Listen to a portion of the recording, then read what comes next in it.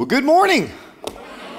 Good morning. Man, it is so good. Welcome to all of you watching online. Great to see all of you. Hey, it's great to see everyone here that also couldn't afford to get out of town for the weekend, that's for sure. Glad you're here. Can I just give a quick shout out first, though, to Lake Stevens High School wrestling and swim team. They made it to state this weekend. Phenomenal job. Great work all year long. Way to go. I'm excited for you. Way to go in doing all of that. But hey, you know what? This week, if you're new around here, we're continuing a series that we called The Struggle is Real. And that title, folks, is not a coincidence. Because, I mean, how many of you would admit that the person sitting next to you can be a struggle at times? Anybody in here at all? Come on. Yes, it's true. We all can, right? We all can be a struggle from time to time, but listen, if the last few years have taught us anything, we also have realized that relationships are important, right? That even though being together is complex, together is always better for sure. But I thought I'd start out today because here's what we're doing. We've been going through a bunch of different relationship topics for the last few weeks, and today we're going to hone in all on parenting. All right, and I know this is my 8:30, so there's a lot of you that are grandparents. You're going to want to tune in as well. But how many of you are parents of 5 kids or more? Anybody here parents of 5 kids or more? Anybody in here? Yeah, that's insane. Trust me, I know. Okay. Anybody else? Maybe you have kids of 3 to 4 kids. Anybody have 3 to 4 kids? Yes. I know you're busy for sure. How about 1 to 2 kids? Anybody?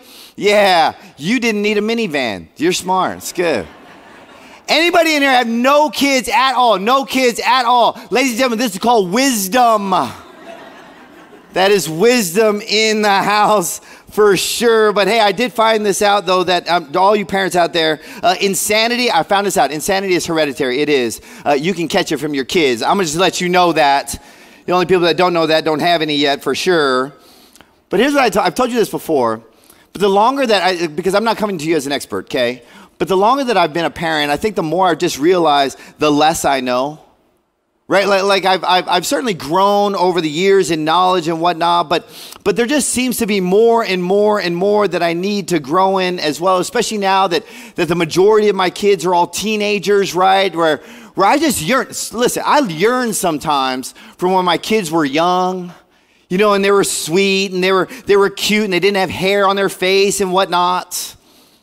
But for those of you who have young kids, can I just tell you, like, when your biggest concern is whether or not your child is saying please and thank you, or your biggest concern is, oh my goodness, what are they watching on Disney Plus? Listen, you need to praise Jesus, okay?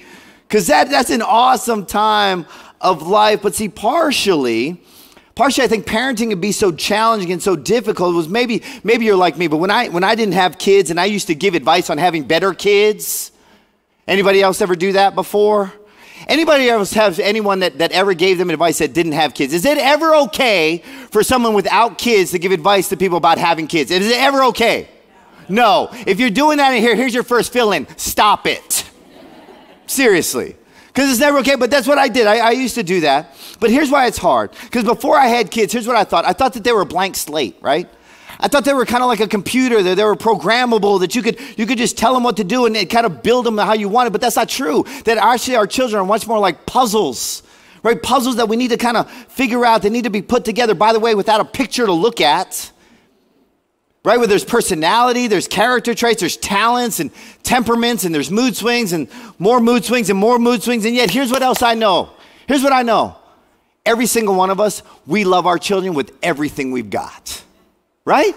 We love our kids with everything we got. Solomon, he says this in Psalm 127, says, children are a gift from the Lord. They're a reward from him.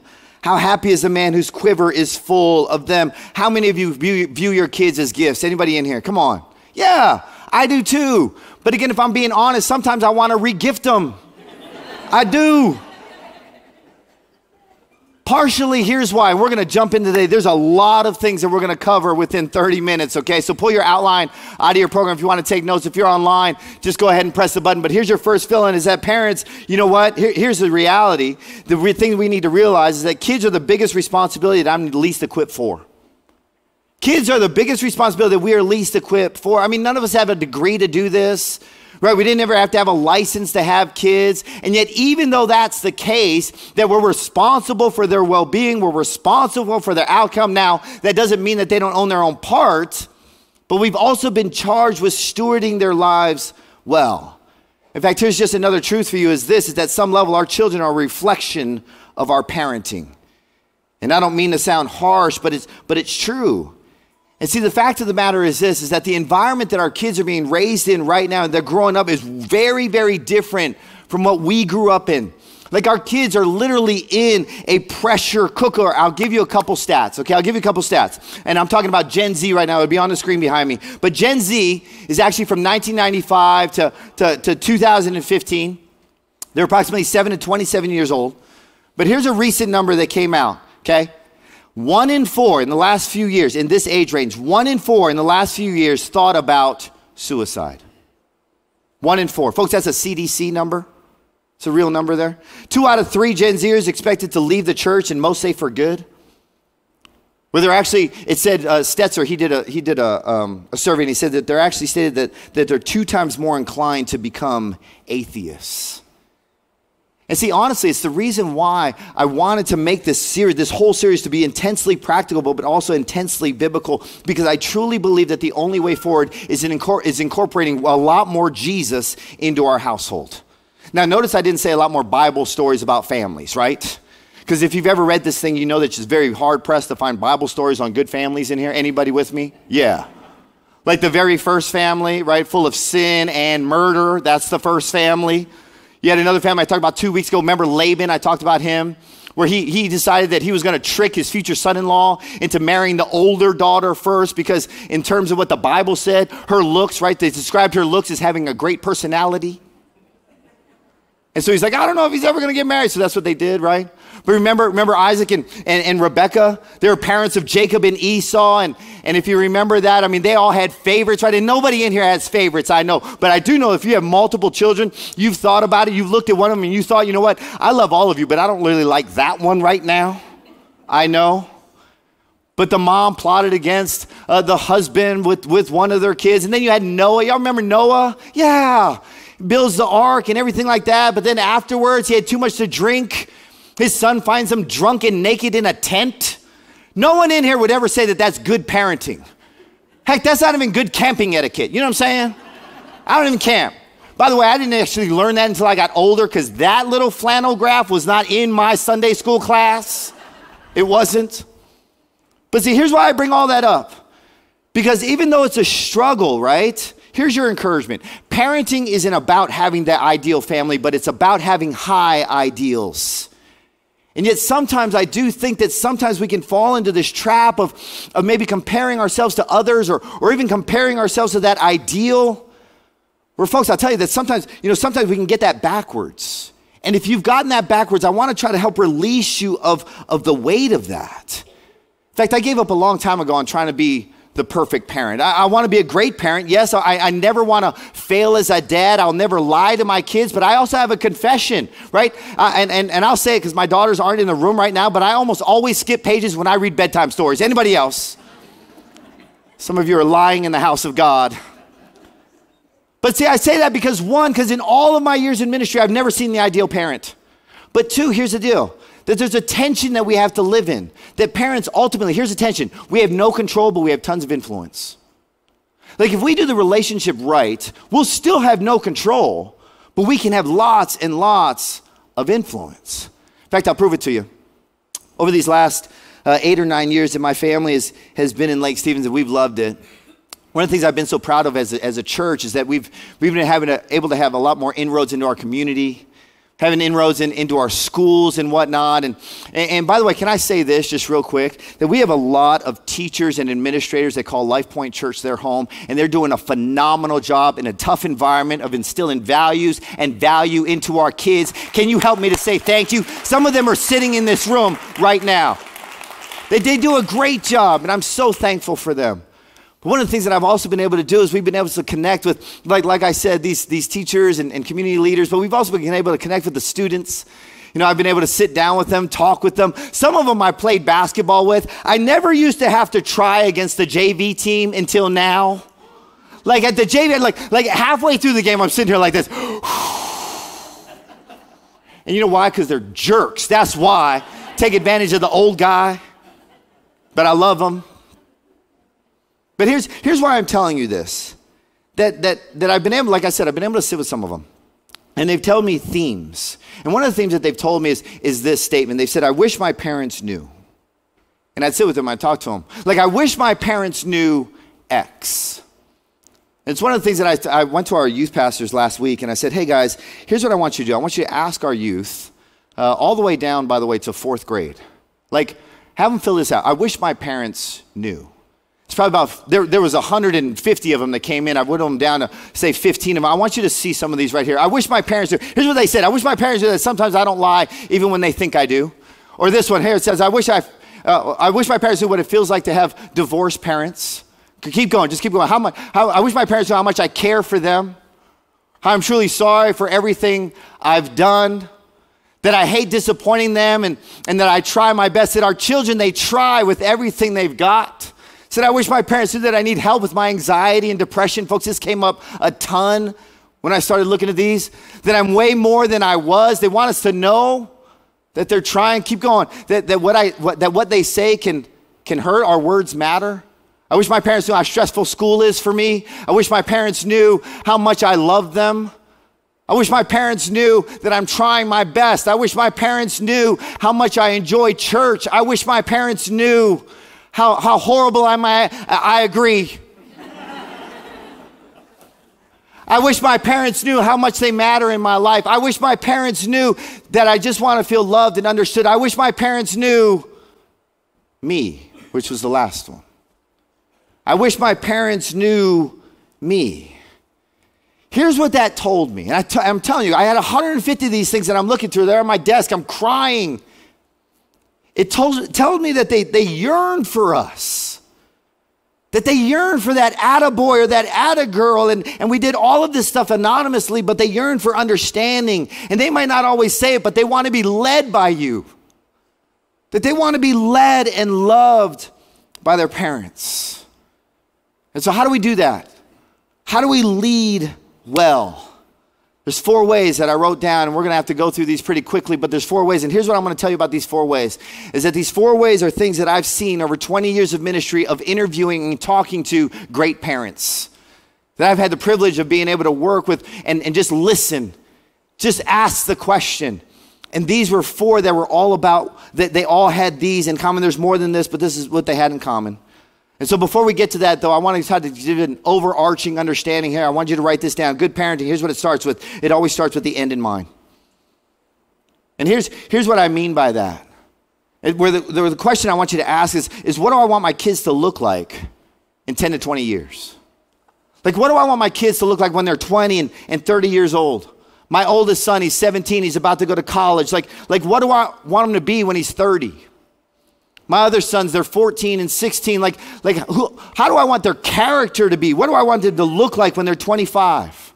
My daughters, right? What kind of relationships do I want them to have when they're 33 and they're finally going out on their first date? Like, what do I want? What kind of people do I want them to be? What kind of character do I want them to have? What kind of relationship do I want to have with my kids? What kind of relationship do I want them to have with Jesus? And see, honestly, the way that we answer those questions will affect the way that we parent them now. And so again, how do we lead our children well, where they're crying out and they're yearning for it? Understanding again that we have no control, but we can have tons of influence. Here's the first one, write this down. Great parents, here's what I've learned. They prioritize character over performance. Parents, have you noticed that performance is a really big thing in our world? There's this underlying current that says, hey man, you got to be the best.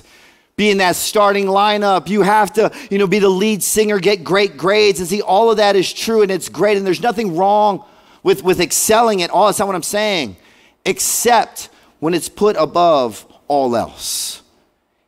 And see, I bet that if I would ask the question, I bet a number of you would probably have stories of where you've seen people excel in their performance but fail in their character. Is that true?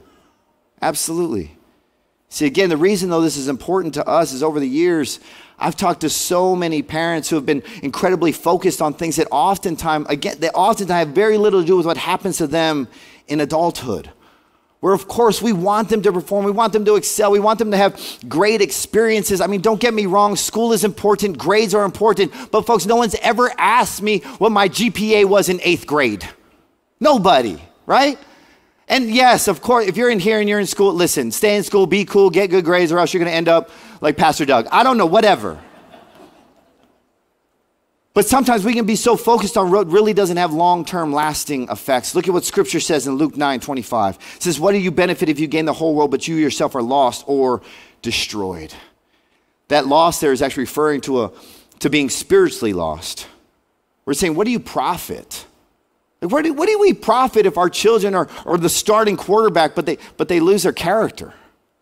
Like, what do we profit if they're amazing at X, Y, Z, but they lose their relationship with God? And what Jesus is saying is that he's saying, you know what, we need to know who we are and live accordingly, and that's what matters. And so what are kind of the practicalities in this? Here's the practicality. Parents, I'll say it this way, that we encourage them in their character beyond what they've done. Son, daughter, I love your heart. I love your drive. I love your effort. I love how compassionate and empathetic you are. I love how much you care. And see, here's the thing. When we're able to do that, here's what they hear. I love you beyond your performance. I believe in you beyond your performance. Here's why that matters. Because ultimately, your child, you know what they're seeking from you? They're not necessarily just seeking your approval. What they're wanting is your interest. They want to know that you are interested in them and in their world. Jesus said this in Matthew 12, a good person produces good words from a good heart, and an evil person produces evil words from an evil heart. One of the greatest things that we can do for our children is to nurture their heart. The challenge with nurture, though, is that it's not all about nurture. And here's the thing, most of the time, because if it was all about most of our time, our kids would turn out great. They would. Because every parent I know loves their kids and wants the best for them. And so the problem isn't necessarily nurture, it's also nature. And I know that some of you, when you have young children, you say, oh my goodness, Rusty, no, they're amazing, they're great, they're perfect. No, they're little sinners. That's what they are. James chapter 1, here's what it says. It says, when tempted, no one should say, God is tempting me. For God cannot be tempted by evil, nor does he tempt anyone. But each person is tempted when they are dragged away by their own evil desires and enticed. Then after desire has conceived, it gives birth to sin, and sin, when it is full grown, gives birth to death. Where the Bible says that all have sinned and fallen short of the glory of God. Here's a side note. Families who've been able to parent well, you know what they've done? They've taught their children the fear of the Lord. Parents who've been able to parent well have taught their children the fear of the Lord. And I'm not talking about some unhealthy fear, but a level of fear and respect for not only their God, but also for their parents. The Bible says to honor thy father and thy mother. By the way, that verse was not written to just young children. It was written to children, all of us. I'll give you an example. You know, back in the day, we used to have chores in our household, right? Anybody else with me on that? You had chores? Yeah. Like, we'd get up as kids and I'd watch Saturday morning cartoons, and then after that we'd have chores, right? But if my brother ever came up to me and said, hey, Russ, you know what? It's time to do the dishes. I'd look at him and be like, man, please, I'm watching Captain Planet right now. But if he ever came up to me and said, hey, man, it's time to do the dishes, Dad said, now you better believe I got up and did those dishes. Because if Commander Gerhart told me to go do something, it was happening, okay? Like, I got up and did it, right? But why? Because Daddy was the one that said it. That yes, I love my dad and I respect my dad, but I was also a little bit afraid of my dad, you know? But I know that I'm also the man I am today because my parents did such a great job. Like, they did an amazing job with me. I'll give you a stat as it relates kind of to our faith. And this is why this is so important here at LifePoint too. 80% of people find Jesus before the age of 21. 80% of people find Jesus before the age of 21. Now, if a mama doesn't, but does find Jesus later, if a mom comes to Jesus later, 18% of the time, the rest of the household also comes to Jesus, 18% of the time. If the kids come to Jesus, 22% of the time, the rest of the household comes to Jesus later on. But if a daddy comes to Jesus, 94% of the time, that household will come to Christ as well. And see, I don't say that to put anything else down, but what I am saying is that, men, we have a God-ordained mantle that's been placed on us to lead well, if we will step into the role that God is calling us to do. Here's the unfortunate part of fear, though. It happens a lot with fear. Rather than stepping into our role as parents, we actually become afraid of our kids. And for those of us who have older kids, know what I'm talking about, that we have a fear of rejection or we have a fear of judgment. And so instead of parenting, what we do is we befriend them before it's time. We try to befriend them. Hey, I'm going to be your friend before it's time. And here's what I mean by that. There's 4 phases to child rearing that I wanted you to write down. Many of you already know this, but here's the first one is discipline years. They'll be on the screen. Discipline years, training years, coaching years, and friendship years. Discipline years, training years, coaching years, and friendship years. Those first 2, discipline and training, it's kind of that dictator phase where you're trying to teach them rules and you're trying to teach them safety and this, what I say goes, right? But then it's coaching years. And if we're able to transition, as our children get older, if we're able to transition from dictator to coach, we will then be able to have a friendship with our kids. If we are not able to do that well, we will not be able to have that last phase of friendship with our kids. And some of you in this room know exactly what I'm talking about. And it's a sad reality, but it is a reality. Proverbs 9:10 says, the fear of the Lord is the beginning of wisdom, which means if I'm able to teach them this properly, when they have to make a decision, hopefully they will have enough wisdom to make the right one. That's the first one. Here's the second one. Number 2 is that we need to assess the spiritual path of our family. That we have to assess the spiritual path, which means that we need to maintain or establish a spiritual rhythm in our family where our children are seeing and having the right influences. I brought something with me this morning. I don't know if you can see this. Y'all can see this? What is this? Yeah, it's man's best friend. That's what this is. This is a highly important technological advancement in our culture. There's been wars fought over this. Am I right? There definitely has been, for sure. But how many of you know, how many remember when this wasn't invented and you used to be the remote control? Come on. Yes. Gen Zers in the house right now are watching online. There used to be these things called knobs on televisions. And you had to push and rotate. But there's only like 12 dials, right? So that's all you had. You only had 12 channels. And Grandpa would tell me to go push all these buttons. You know what I'm saying? That's how that worked. But then this was created, and it was this amazing thing. And the remote control, it changed everything. And then a few years later, what happened? We had the invention of the DVR, another spiritual blessing of God.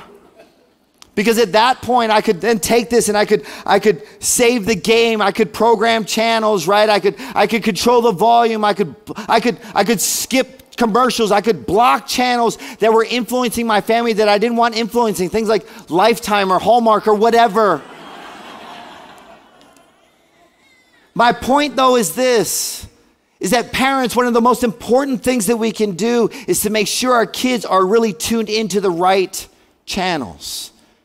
Especially when it comes to their faith, which is why that we hone in so much on church and growth groups and influence. It's the reason why at LifePoint we invest so many dollars and resources and time and talent into our kids and youth. It's important. The Apostle Paul, he says this in Romans 12. He says, here's what I want you to do. God helping you take your everyday life, your sleeping, eating, going to work, and walking around life and place it before God as an offering. And see what Paul is saying here. He's saying, I don't want God to be like fine china. Y'all remember when mom and grandma used to just bring that out on special occasions? He said, no, I don't want that. I want it to be around everything. I want it to be a regular rhythm in your home. In fact, I'll say it this way because parents ask me a lot. They say, Ross, here's the deal. Like, I want to be the spiritual leader. Or I want to have a spiritual household, but it's hard. Can I just tell you this? Spiritual leadership has very little to do with how much you know. But it has everything to do with whether or not you're willing to step into those fears and those insecurities. Where again, folks, we take it one day at a time, one step at a time, one conversation at a time, one rhythm at a time. In fact, here's 2 practicalities. Here's first one. Number 1, write this down. 2 things that we need to do is that we need to let our kids see us deepening our faith. We need to let our children see us actually deepening our faith. I mean, how many of you parents know that your child is constantly watching? They're like little stalkers. I'll be watching you. They're weird. They're watching your values. They're watching your beliefs, your actions, how you talk to one another, how you treat other people. They're watching you, how you handle your finances, how much alcohol you drink. See, my point though is this, is that you can teach ideals all day long, but we will typically only reproduce who we are. And I know that might sound harsh, but here's the reality. We all know that children have never been very good at listening at their parents, but they've also never failed at imitating them. They've never failed at being able to do that. And so we need to show them that we're reading, that we're praying, show them that we're serving, show them our generosity. First thing is show them how we're deepening our faith. Second thing is number 2 is that we need to pray for them. And I know you're like, okay, Rush, you're going to say that. Here's 3 specific things you need to pray for your kids. Number 1, that they would revere God. That they would understand both the fear and the love of the Lord. Number 2, though, is pray for them to be surrounded by divine favor and opportunities. And here's what I mean by that. There's nothing that makes God more attractive than knowing that he's on your side. For folks, I'll be honest, I pray for my kids to have opportunities that other people just won't normally get. And I mean, why not, right? Yeah, but Russ, I mean, won't that make them like entitled? Not necessarily. Listen, entitlement comes not from gifts and blessing. Entitlement comes from forgetting who gave you those gifts and blessings in the first place. That it's about gratitude. The third thing is this, is godly friends and influences. We need to pray for godly friends and influences. The old adage is true, is to show me your friends and I'll show you your future. Folks, I am so blessed. I am so blessed to have godly influences outside of their family for my children. Where my favorite people love my favorite people. I'll just let you know, Pastor Donnell, he called up one day and said, hey man, can I take your son to coffee? It's like, absolutely. Pastor Alexio, he's standing in the back right now. He takes my son to a Bible study every Tuesday morning, every single Tuesday morning. Pastor Colin takes my 2 younger sons, and they go and have a Bible study every Wednesday at Starbucks. Now, maybe they're going there just for Starbucks. I don't know, but I'm thankful. And by the way, I never asked them to do that. Now, it is probably a pretty good career move for sure, but I'm just saying, just keeping it 100 right now. But I'm grateful that we need to pray often for their influence. And I'm way over time right now. And so here's the third one. Write this down. That we need to work on having a healthy marriage. Folks, parents who do an amazing job work on having a healthy marriage. It's one of the most important things that you can do. Study after study has shown that a strong marriage is the key to secure feelings in our kids.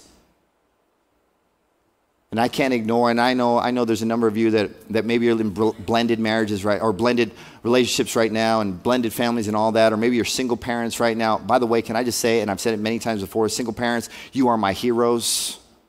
Like, I have no idea how you do what you do. There's 2 of us in my household, and my kids are way more messed up than yours, I promise you that. And so way to go, you do the best that you can. But I can't ignore that every single study out there shows that children in a family that stays together have higher results in virtually every single category. Your marriage matters. It's the glue that keeps your family together, which means that before you can take care of your family, you have to take care of your marriage. Folks, my kids, I'll just let you know, they absolutely know that every one of them are second-class citizens in my household. Every one of them, absolutely. I could say that to them right. Yes, I am. They will tell you that right now. That they absolutely take a back seat to their mama, and that is on purpose.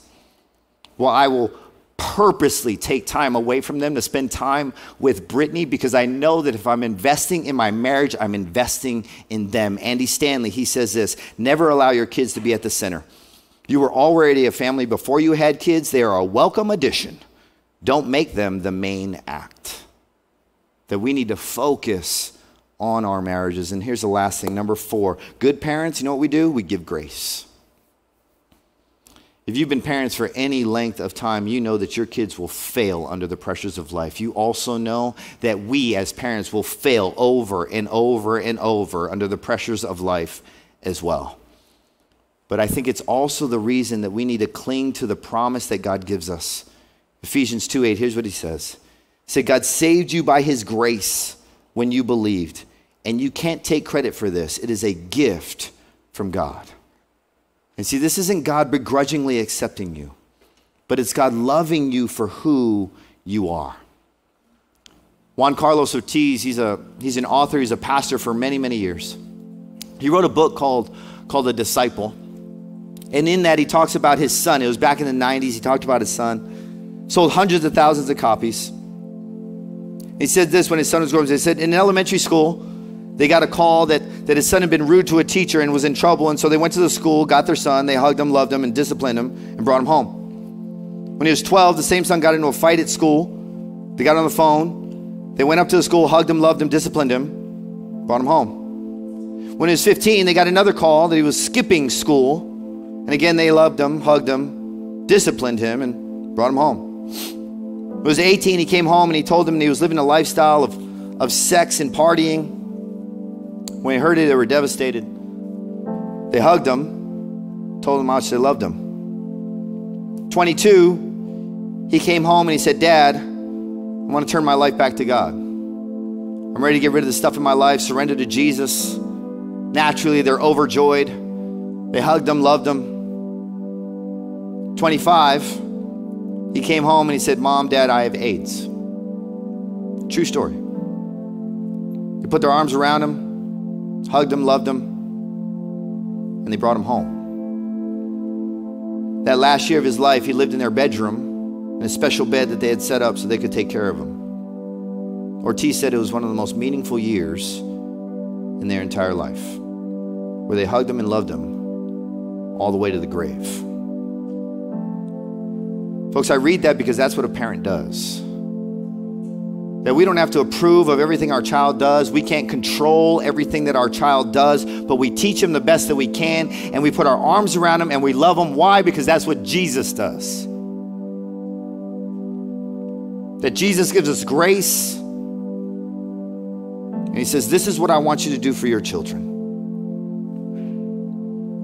See, like I said, I don't stand up here as an expert. I stand up here as a fellow struggler who's saying, you know what, this stuff isn't easy, that the struggle is real. But I also stand up here saying that we're not to do this alone. That yes, that we can have the power of the Holy Spirit to help us through this, that he's going to be there for us. But I also want you to know that your church is with you too. That I don't want to just tell you a bunch of things and leave it at that. That actually, here's what we're going to do. We're going to start a mid-sized group in April 18th. You can write it down. On April 18th, we're going to have the group. It's called Parenting Through the Phases. That here's what this does. Brittany and I are actually going to facilitate this. 6-7 week course.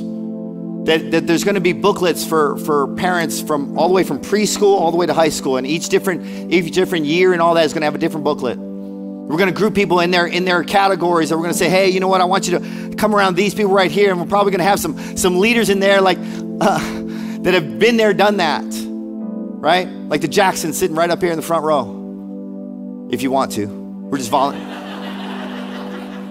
They just got voluntold. Hey! Thank you for doing that. There's people in this room, there's people online that have been there, and they can help. They've done a great job. I think they've got some wisdom and some nuggets that they can pass down. I want you to sign up. Space, I promise you, space is going to be limited, so sign up quickly. But I think it'll be a phenomenal course. That I want to encourage us, that I want us to be able to walk through this. This is what this family is for, that we can do this together.